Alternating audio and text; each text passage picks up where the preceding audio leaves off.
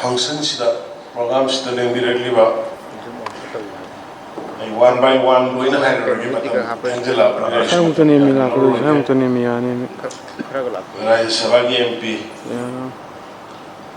and the honorable ministers Hilariya committee chairman through committee officials deputy commissioners held the Manipur Pumbadani district Pumnamaki Sing Yaravarapa districts in the Liberiba Nasiki function Shibi and Vidiba Yobidiba deputy commissioners beneficiaries officials Aduaya Maruina Nasiki Skumba function Shibu cover to Vidiba and highlight to Vidiba media is an option. Even Banki Raibakoi sent to me the bank Siamaway Banki Lapidi Mapunama Yamaruina relief camps in the Nasiki beneficiary is the canvas, the Yawa, the Lembi Reva Mayam, and the Vataya Topa beneficiaries in the members in Lakmari Matakani as a winner. New Lakmari Matakani beneficiary schemes Kanaba Lupama to worship and Angela said. I don't know, I Pumapu. I call Manjari. Yamathon in the birth of Boksinamal Morkanda relief camp the Liberiba, Liberi wishing the Tengali Baba like Hyderabad, like Hydrabi, Boksina, Yoshani, Himarka, like Hyderabad, Tiraba, Tirabishing.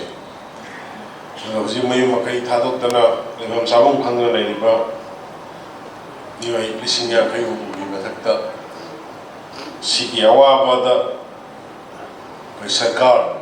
My Kayaki, the way Sagi, my Kayaki, Yawa, the Sun Gazari.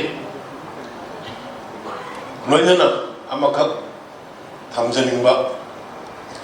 National calamities, Karantana Karino, Kari Toka the gay Hibakande, Hiram de. Similarly, at the Gitokiba, Fujitoi with Shishu, Sumaina Tokani, you can also expect all of them. Equally, some the leisure. Some development that carry the Mauro Elizabeth group name politicians, quick as Mayam and Virumani. Suddenly, Tolk Padagi, Awana Tara, Mayam Punabak, Mayamukana Mayambu, Mayam Yawabutu, Quay, Makadi is Rogaze, the Masidi Mayam, the one is it. Relief camp that.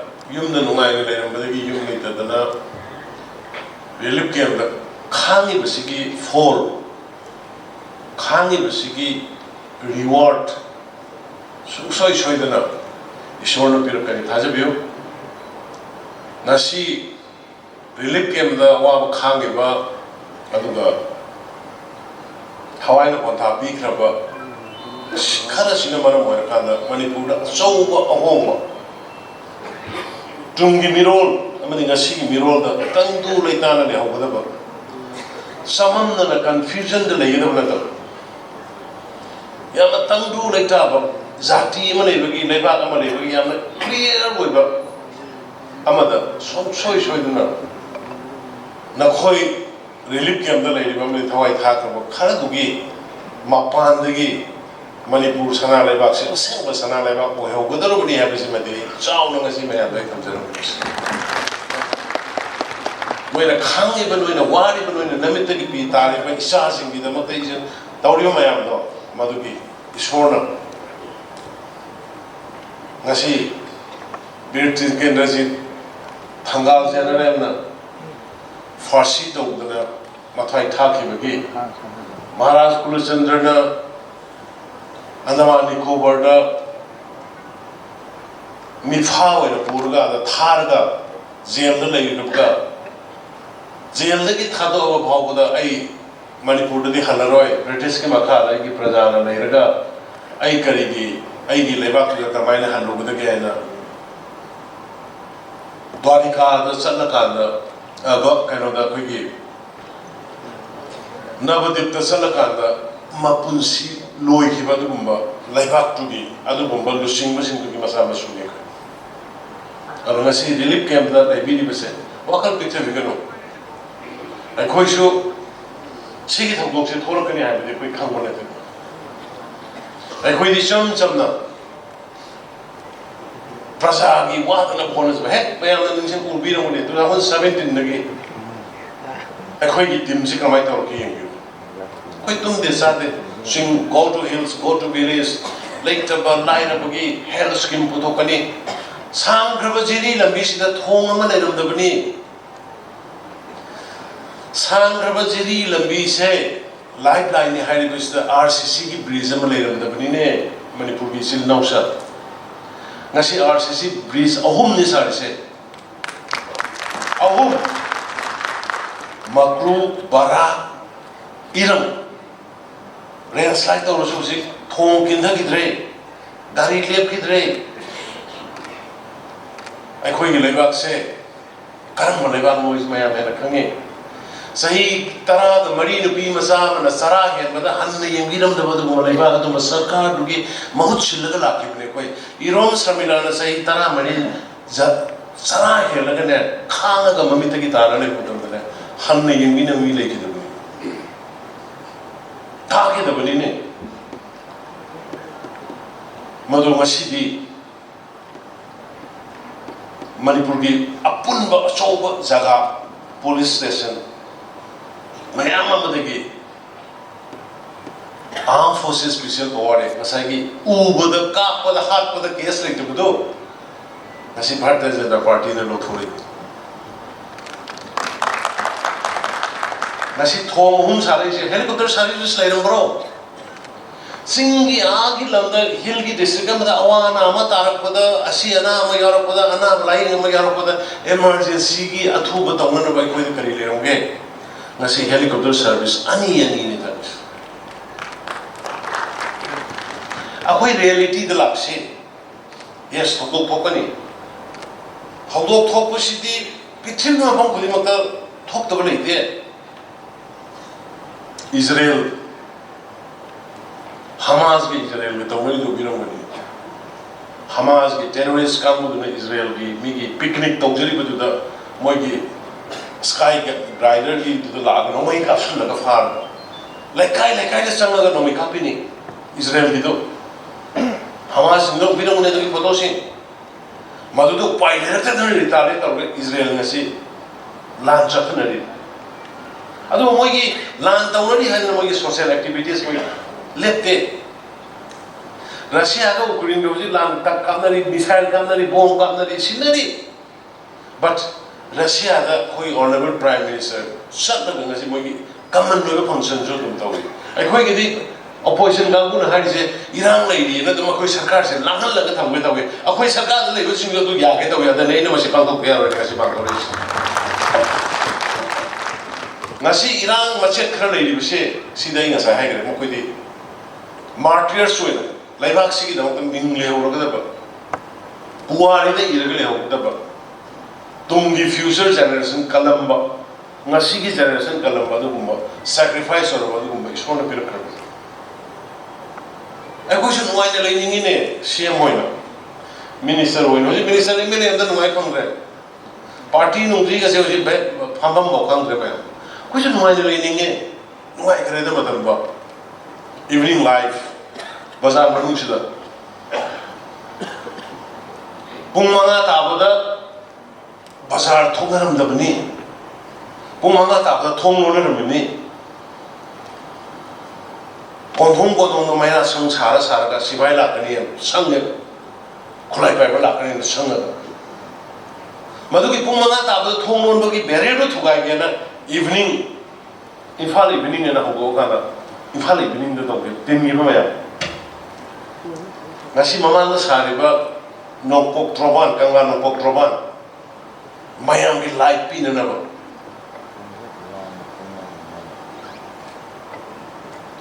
Moirang Kumbi Gita Tanga Gita Saliba Idik Pop Mayangi with identity. Madudai that we try to somebody, I'm not going to tell them. But there's a party in a communal with Mogadi, Zati at the Yaholam the way I name. But Zati Punamo, Amatan in a way, Madu kill you could somebody do the Saki. The intention of the government. How did you have a money?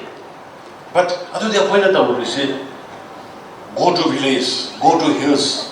Yum the Lekai came to Orkanda, pencil ni Laksabang Namjadabi. Birth certificate no bang amjadabi, Lamgis patata no bang amjadabi. Adu Honorable Prime Minister Modi ji like a scheme mayam. Konthong kodong the thilam bingai kui government. Go to villages, go to hills. Government at the doorstep. I kui matam ne. I kui ni madu haudo me to tauram me to. Nasi su tauri. Nasi DC sin na miyam me dumit.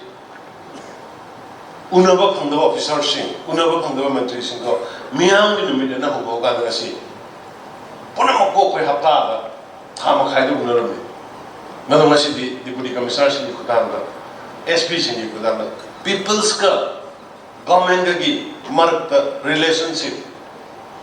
I am in Tijan of Pakaname, Manipur, all India competition, the first, second, third, Niti Ayogi reporter. No in the law of Galerama. Tri-nation football, international gi Manipur pang thogani. Miss Femina, Manipur pang thogani. Sangai festival da mau da salaga. Sangai festival gi lamjin lamni marathon lamjin. Mau da part of the Sangai festival. Singtam gi leramba gaf. Behanga salakanda sandagi ji gi adugumba park to sempalakanda. Adugumba Behangi to the cultural center, Southern Manipur, Southern Cultural Park and the Semkalakanda. Mau the Manipur historical site. Makhenda, Semkalakanda, Ukrulda, Taurandrava, Shiroi Lili, Festival, international level, the Pope, Isai Sakwa, Kangu, America, the Organa, Fanson Dore, Tamilonga, Tamilonga, Bisal Gambio, Matamuki Tamilonga, Kongsang, Imphal, Kongsang to Tamilonga, be in Piruso. Tamilonga, cannot talk about Guati Takadaba. Guati Takadaba. Tamilongi Guati Takadaba. Tamilongi only 6 hours after the Guati Udore. Tamilongi water supply scheme. Sing the Pondu, sing like this, sing the way I get a home of Naramabni. That is sing Aduki Chingo, the water supply scheme in Bruce. Aduki Chingo to the Ladiba football stadium in Bruce. Sanapati, the several football stadium was in car parking, multi-story car parking. Imphal the Sadri, I Sanapati the Sadri. Sanapati the Husik Sariba, indigenous wrestling, indigenous games, stadium 14 crore. Hana 7 crore, Kataki Saramani, Mayamsi, demand, lady, crowd, Yaro, and 14 crore. Sumaina, Manipur, Mang the Satlaga. Layrova, Adumba, state of money. Live of Chiva. Yumtong Pudingi, lying over Pesana and the Lusingo. I Panarasu, I Nushira Baisana, Itunarasu, hospital, the Pesa putting I later than Ukong, then the Kapaka, Ima, Isa, Isi, no way, Mamit, the Gimapik, and the same minister, the Haxel, get them bang and Palak Mangamanga, who go to the government. Chicago, the card, Mangamanga, half a young couldn't free the coming. Live, Sigi said, Masi Karijang Rabbi. Minum set by a automobile.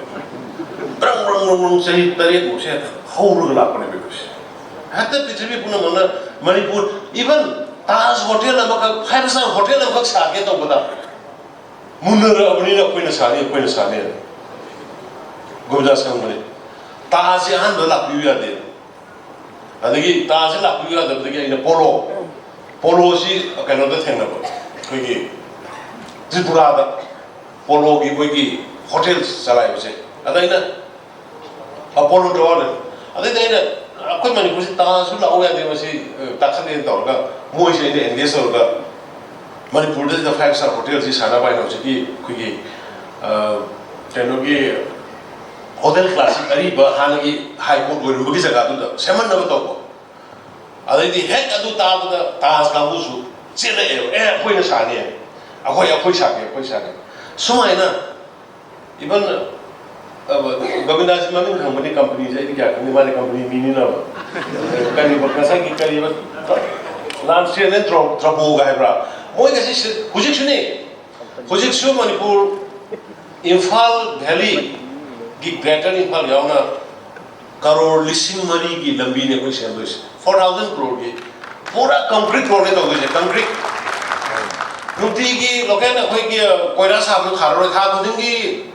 Koiras khado tharo roi ko si manam ni Manipur se koi nongyam ta ni na koila se kan de ba ising jawro ko so do hujikti akoi na se to go 4,000 crore concrete road tender loi gre wa go pi gre thama hogor ring road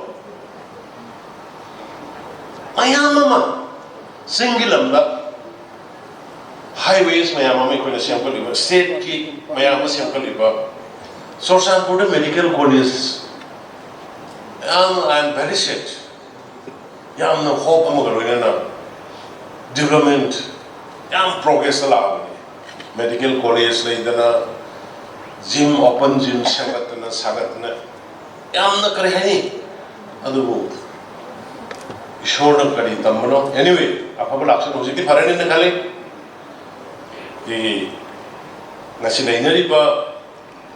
Situation sida yamungai banga na party ki haje bani Manipur Prajana indigenous people sina mehoro ni laiba leira ba miron sina pambi ba NRC to ba hai do asai ko gumdas no hai ba Robin Hood inner line permit ki de mukta suicide to si ni set demolition mai dharga amamangi wani ko loi ko thukri Irom Sarmila na say tara mari armed forces special power ko hone ki bido ko thokre ai di government gi wana te amagi wana te Irom Sarmila gumba isan nupi amagi da mutta de bai koi magi murti khillag thambi be abne pinin lo murti khillag man horido khogi against oram be but armed forces special power ekta ai government no say support aduni honorable prime minister Modi ji na ei praja warani Tanghai Kadampa, Jaga Kanda, borders then in the Tamasu, maximum local police station, put up but the maximum local police. I'm going to hire one a day. My among the Gitaruki to come here. And the Robin Hood inner line permit Gitaruki. Although inner line permit, I see Tana Rubushut of the Rita Rubushut of the Hunger, Cycle Rubushut of the Prime Minister Modi ji ne pira kareba ada hada hotana NRC sanama yaro yavel the board bito kareba ko so aina labra ni na labra khamde ko ai interpretation ni wali hakan sa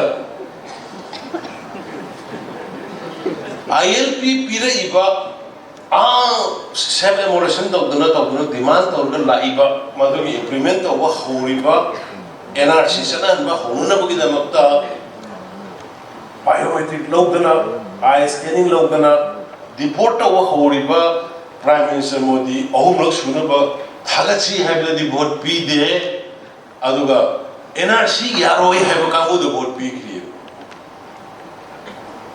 Agree, Prajasus, how would you get to Mundro have any dynamic? Pen the vice, a queen and a pen the England happening. Home could look into your book. Ilo ibang ng mudra ni mga msana mudra. Ay pamimsang ka pamayong ramet na not. But in the larger interest of the state, in the larger interest of the nation, Maduri Kang Badabani. Kang Badabani, do the Kang is it? Madam, the Bharat Sarkari Indians and the Manipur in Chi Makai community. In Chi, it has it. I don't know, Bharat Sarkari most of the song among a mission. In Chi Makai community. I don't know. Yamumai Garanan, Cookie in Piggy, State Benama, Tolokibuto, even more in a colleague, they are ready to accept the demand of the NRC.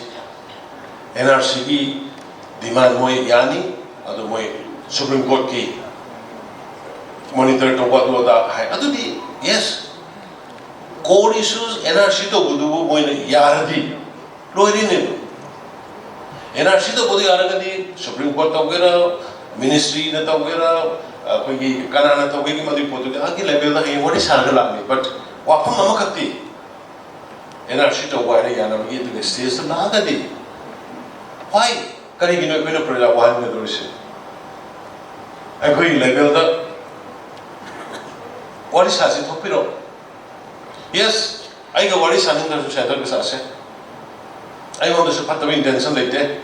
I just drug to move. Sumnagi Popit Havia the Harubani, Sumnagi Zangal Opoko no Harubani, Sumnagi Mapanagi, I had a meet to Pusanakano Harubani. Nothing else, I want the ill feelings calculated. The Sandy Coronium, Ziki Hydroposi, a Fava, Kongtang Aman Lowy, or the Gaikoi Manipuri, lady of a majority community. Although my whole only lady of Prajazim and Sumashi would be welcome to home. I did my name, Tamjin in the mail. Atai, Asi Pidurisi, Akoi Mamma, the Matamsana Togena, the Rosso Model, Polo, and the Lakiba, Mamma Lakibana, Kitan, Tendere, Aduna, Relic Camel, Vision is asking my dear Alaman. No, what will be at it? No, Kupapio, Aduba, Nashi, Robin Luna Island, I'll be the yes. Armed Forces Special Power in the Kaino Chitaranjan and Nana also semi Morrison to Rashidi. Kainona Sarmila is in the Pina, Sahitam Marine is at Sarahina. Aswagi, Shrik Hakat, the Chitaranjan might have a ceiling. Kausan Tea the go, pay Hamity. However, how give us an instant but Abney way. Matung the water nobody has a pen word say. Nasi a pen word, you know, see no I know the function the Una program, the Una Mayanga, one of the later on the live Sid Minister from the Guinness. One Kang said, Mirror to me, mirror safety will have been club the beginning. I don't do Kandan my name, Magadi, say that I'm doing the Caribbean. Say travel to the Caribbean. Can anyone predict? No, you know, say the predict over me. I do within any stories. Someone has to take risks for future generation. Someone. We are taking. Our team is taking that initiative, that risk. Other than the aside Dosatas. Dosata, you become the heroes.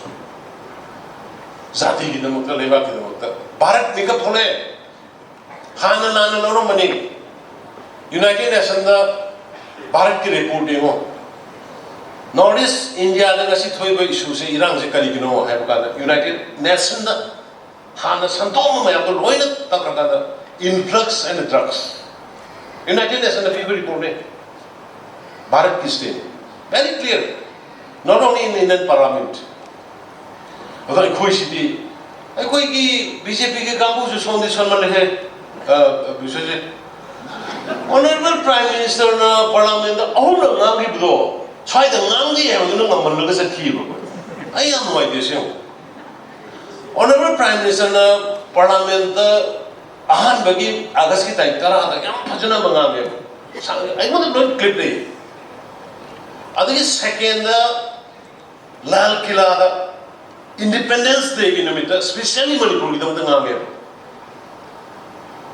Ado Punamoto, Ngangde, no Massacre, Bosi, who massacre Binatas. I something appear in the world. On the social media, Sanaba Karandava, Parasian about Chiba.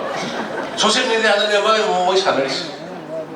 아들은 아시안보다 월드 봐봐. 아라한테도 선도 그냥 sak래. 가리 도도이노. 그지? 하이레 마사로 빨리 되면은 아이디 셔너져 버렸거니. 빨리 로이. 말하면 타박 떠보다 거의 로이 또 그래. Manipuri isu-da tawdaba kari lerigi ang tayo na sila. Ay ko'y government sigo ay tagat panate, Honorable Prime Minister Modi sigo tagat panate, ay ko'y government na Manipuri waiba coal issue-da tawdaba ama katayo na. Only one point. Ay ko'y natalaga lakot, maamaga lakot na. NRC. Number one ko.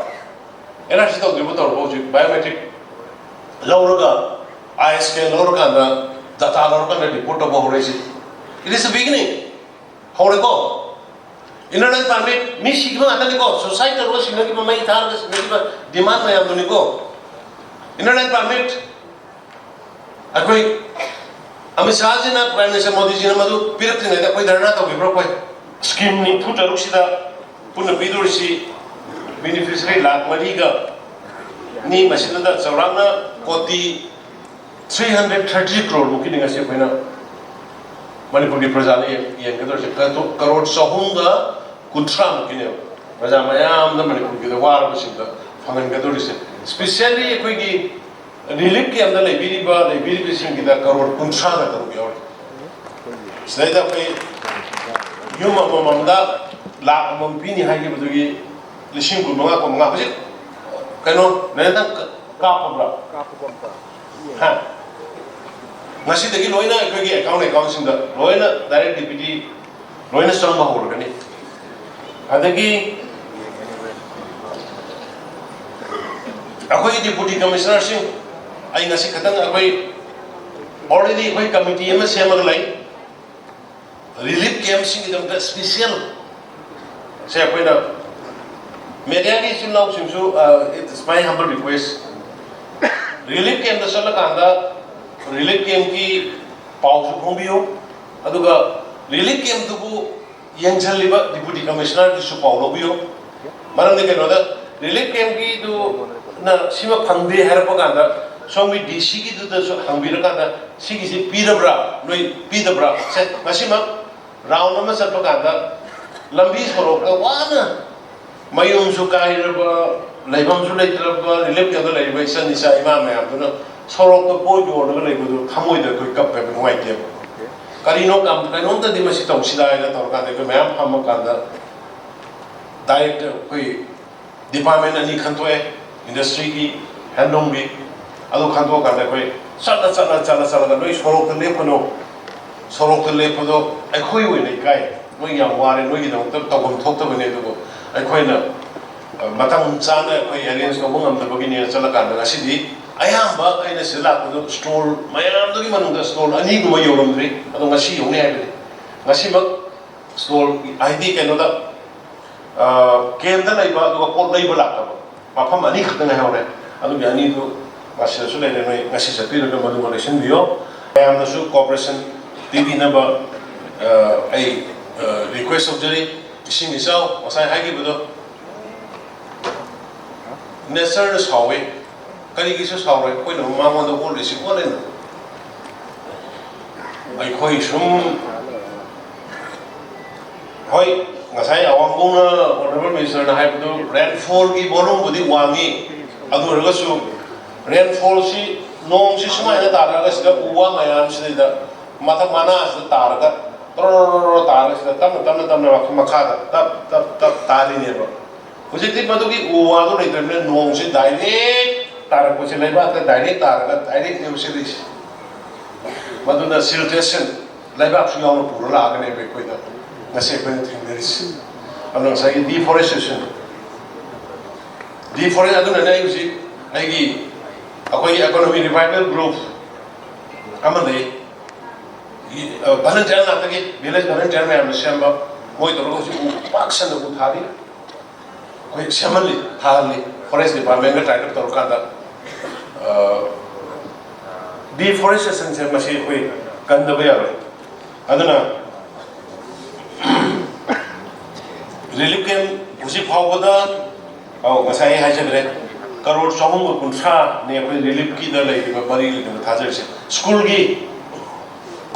ki angang sing textbook koi government school sing la koi free da pir like da ba uniform pi ba private school ki da koi moi ki fee koi government na putho ka taman na bi madu ki mayam du phangi na tra ka phangde phangna kaya no phangda kaya no overall madu ki supervise tong na ba madu ki thijan na ba koi cabinet subcommittee koi Sri Govindas honorable minister ki magi chairmanship makha da koi function horabani program horabani jaga satan na jundagi ni jaga koi chat na thi ba horabani do flat la ki bagi matang flat le ki bani ngara koi ki honorable MLA karana jo donor pad ki bigi do subcommittee khara ga sema ka da lai river relief game sing se subcommittee amona daite to bi do subcommittee se relief game kun le re relief game kun le ra ga subcommittee kun sembi ra maduna permanent hoina hai ba jaga sigi yengan bina ba manum tang tawbiyo madu tawbira ka koi yum da hanjan ba yaure yum samni chama kuji hanjan ba yaure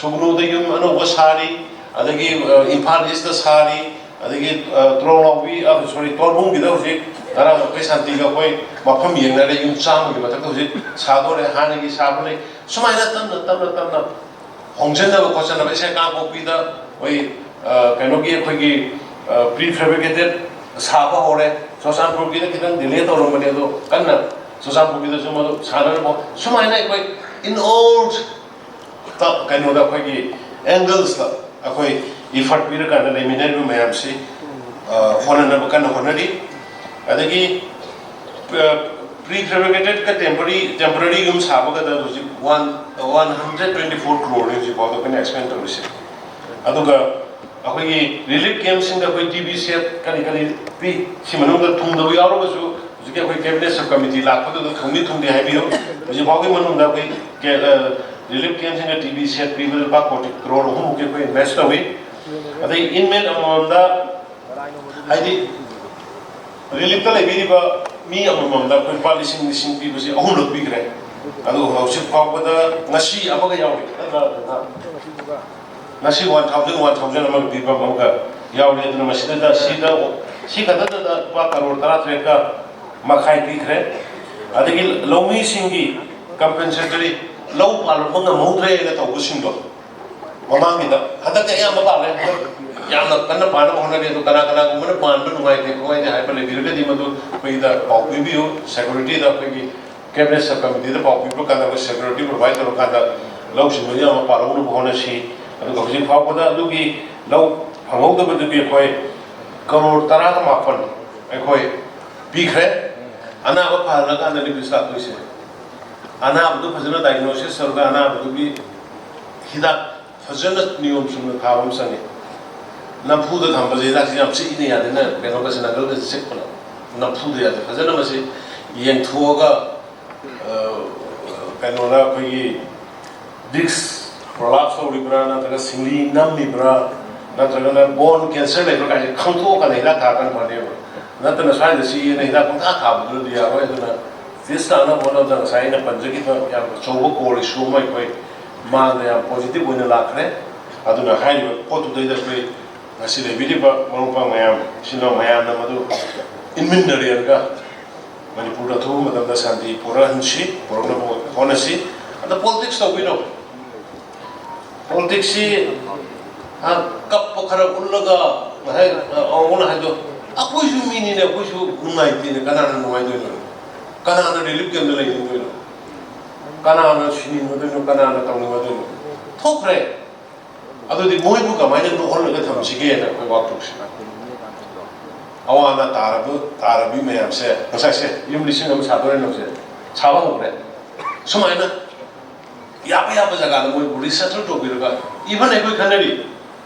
awana tarabi sing si government service to ma na moi si government job am kamai koi to bi ba ya ga ga na kana da bnate lai ri ba vacancy lai ri ba situation even lai ki draba sing ba bu de koi job am bi bu ge koi decision lo lai ba chidna tha dok si da lai ki draba sing de koi at least moi ga sana ba family to the hori sing ki government job am bi bu de lai ki sing de de koi decision lo but ji war ga lai ri ba me se kramai to ba kai do ba moi si kramai to ni kramai hin me ni kamaina rai tani ga se koi madu kana ri share taw nari ngasi ba da continuously akoi monitor taw ri hoi ningba thungda ba khota ba khar yaw ne to he changa ga relief claim se changa politics of bi sarkar da du sai adu hayu adu taw ne na mobile amani pusala ka taw ne ngang han bi akoi si da dum provoke taw mai da sarkar gi achakna kun da sa de honor ji sawon bo gum nungai han da ba wakhal feel taw ba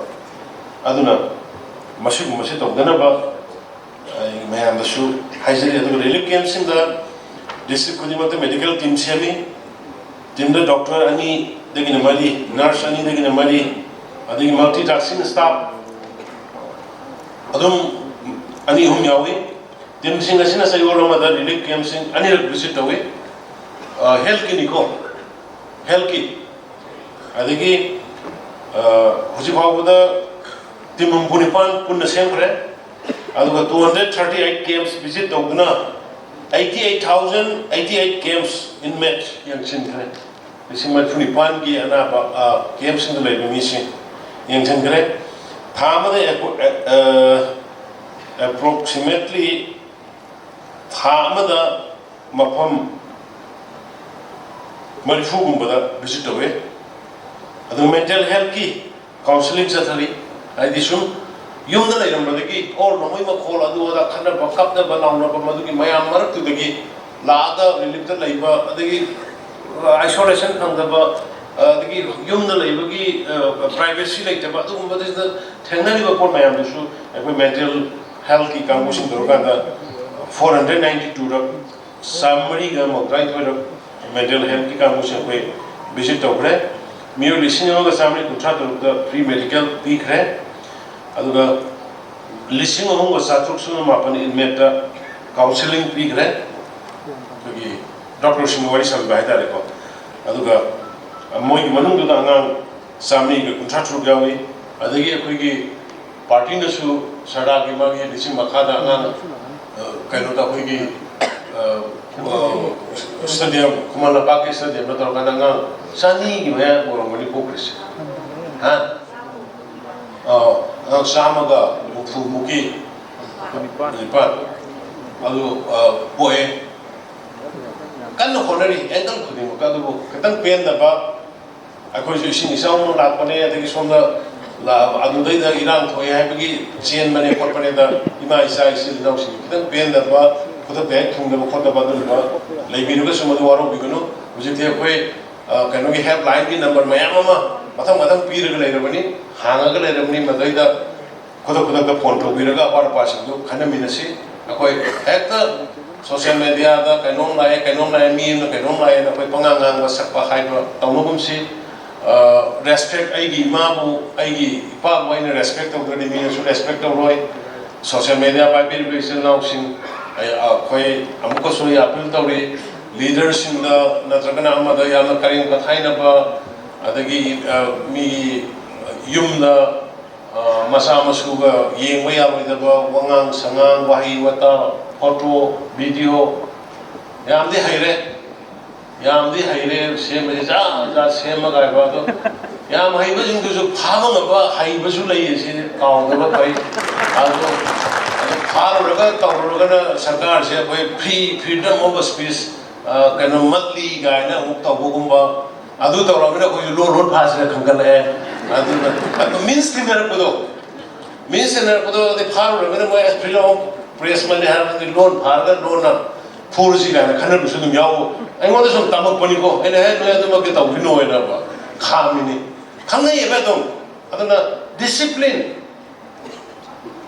taxi ga si social media ji bu noi alunagi nungri polaga puthor kodoma ai ima piram bodone pa piram laiba kini apa pada sena se suggestion pina si information ni wena sena se na tabda asaya ngau ngam ni tar tu asimaram da ngam se pasama se bisa ngam na ira ngam han lugum ba adu bo hamno burane masai komna masai wa khana ngam se ngam se bani angau sorok to ya ngau ya par sinar tv dole de na so kai no director wini number